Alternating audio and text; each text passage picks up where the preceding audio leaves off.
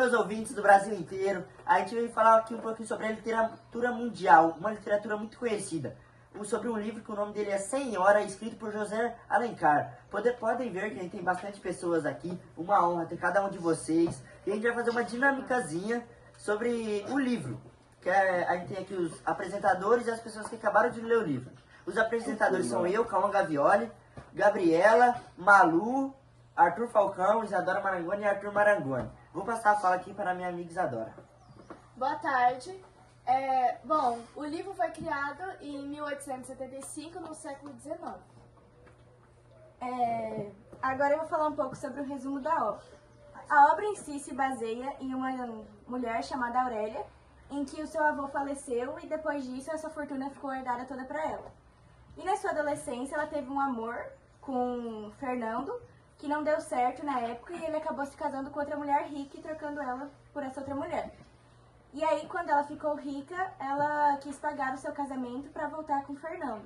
E aí o livro se baseia nessa toda crítica social sobre interesses dentro de um relacionamento e como isso foi acontecendo durante a história. E agora a Gabi vai falar um pouco sobre a crítica desse livro. Sim, como a Júlia citou, no século XIX a gente tem principalmente a ascensão da burguesia e a incrementação do mercantilismo na vida mundial, né? Principalmente depois da Revolução Industrial e tudo mais. E com isso a gente pode perceber a crise elitista dentro do relacionamento na época mercantilista e como isso afetou muito as relações até hoje em dia, no qual o dinheiro afetou muito a relação dessas pessoas. Bom, agora que a gente já falou um pouco o livro, já apresentou algumas críticas, falou sobre alguns personagens em todo o enredo e a história, agora a gente vai fazer mais uma dinâmica na qual as personagens que estão aqui vão representar as duas personagens principais da história. A gente tem aqui como personagem a Júlia, o Bruno, o Leonardo, a Luísa e a Emília. E como apresentadores citados anteriormente, eu, Gabriela, Maria Luísa, Isadora, Falcão e Arthur Marangoni. Bom, agora eu vou fazer uma pergunta para a Aurélia, que está sendo representada pela Luísa. Aurélia, para começar, a sua ascensão social foi meteórica após herdar uma fortuna. Como o dinheiro transformou a sua vida e, mais importante, a sua percepção das relações humanas? Tá, pra começar, eu realmente, depois desse dinheiro que eu ganhei, meu poder aquisitivo realmente melhorou muito. Mas eu percebi também a hipocrisia das pessoas. Porque eu percebi que as pessoas estavam começando a se aproximar de mim pelo meu dinheiro e não pelo sentimento mesmo, sabe? Isso acabou me deixando muito triste. E no final eu acabei me afastando de todo mundo assim, porque eu não conseguia aceitar que as pessoas se aproximavam só por conta de um dinheiro, sabe? Quem antes nunca falava comigo veio falar comigo depois que eu ganhei isso. É uma grande hipocrisia, sabe? É uma coisa bem triste no mundo. Fernando, você aceitou se casar com uma mulher que nem conhecia por 100 contos de reis para salvar sua família? Qual foi o peso dessa decisão para você? Foi um fardo imenso. Sempre valorizei a honra, mas foi por necessidade me venceu.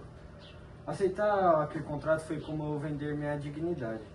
A vergonha me acompanhou desde o primeiro instante, mas quando eu tentei aceitar aquilo, foi apenas pelo bem da minha família.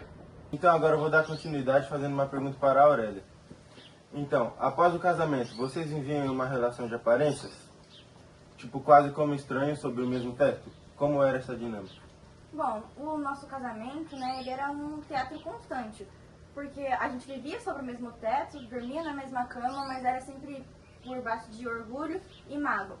E isso era muito complicado, porque o maior desafio era tentar sustentar toda essa frieza que a gente tinha que ter lá, sem transparecer que eu tinha um turbilhão de sentimentos ainda que eu sentia. Então era muito complicado tudo isso. E agora eu quero saber de você, Fernando, o que você acha? Eu acho que essa dinâmica me fazia sentir como aprisionada dentro de uma casa, em que os olhares eram frios, tudo tornava-se obscuro e a nossa relação entre eu e a Aurélia só estava se distanciando cada vez mais. Agora tem uma pergunta para você, Aurélia. José de Alencar, através da história de vocês, critica a sociedade de sua época, especialmente a mercantilização dos relacionamentos. Você acha que essa história ainda recai sobre os dias de hoje? Eu penso que sim, com certeza. Muitos relacionamentos de hoje em dia ainda são baseados pelo status e pela riqueza, onde a própria sociedade vê um relacionamento pelo que a outra pessoa tem, não pelo que ela realmente é e pelo seu caráter. É isso que eu penso. E você, Fernando? Concordo. Eu acho que o dinheiro ainda é capaz de unir ou separar muitas pessoas. Talvez de forma diferente, mas a essência permanece. E muitas vezes os interesses materiais falam mais alto do que sentimentos. Né?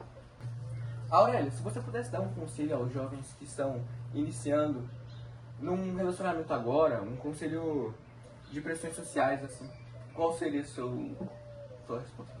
Eu diria, não deixe que o dinheiro determine suas escolhas no amor. A fortuna pode trazer segurança, mas nunca uma felicidade verdadeira. Muito bom. E você, Fernando?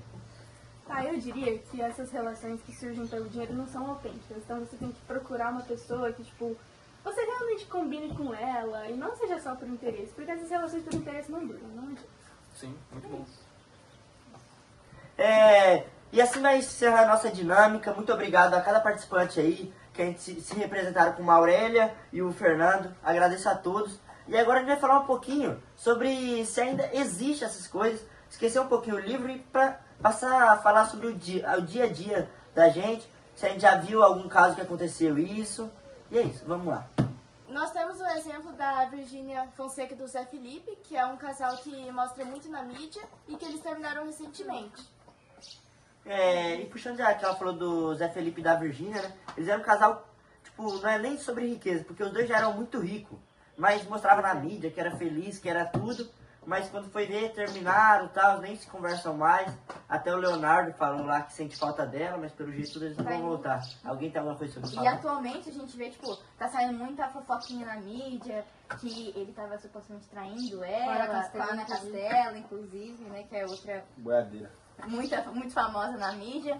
E a gente vê, né, tipo assim, que esses casais que fingem ser uma coisa na internet, mas não é, e por causa disso sai um monte de fofoca e tudo, que muitas vezes também atrapalham, né, os relacionamentos, e a gente vê que é uma coisa atemporal, que sempre existiu. Que a gente pode dizer dos casamentos arranjados, os com interesse, independente de qual seja o objetivo, né?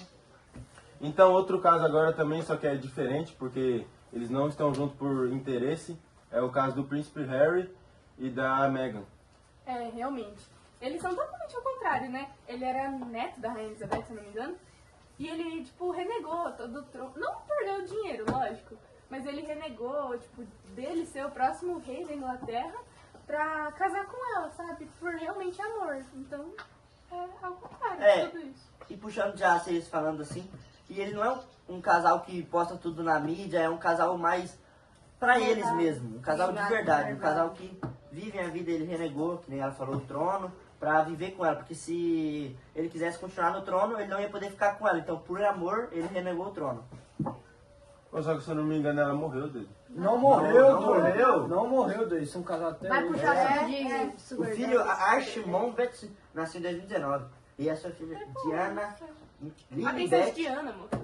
Essa daí que é a que tiraram. É a mulher que tem mais foto do mundo.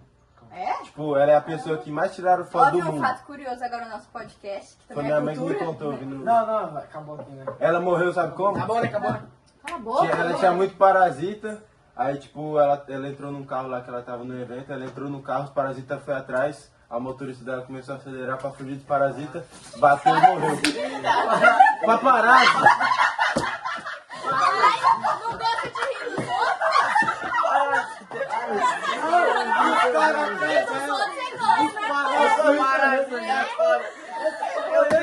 Não, os paparazzi. Vai, termina, Então, os paparazzi.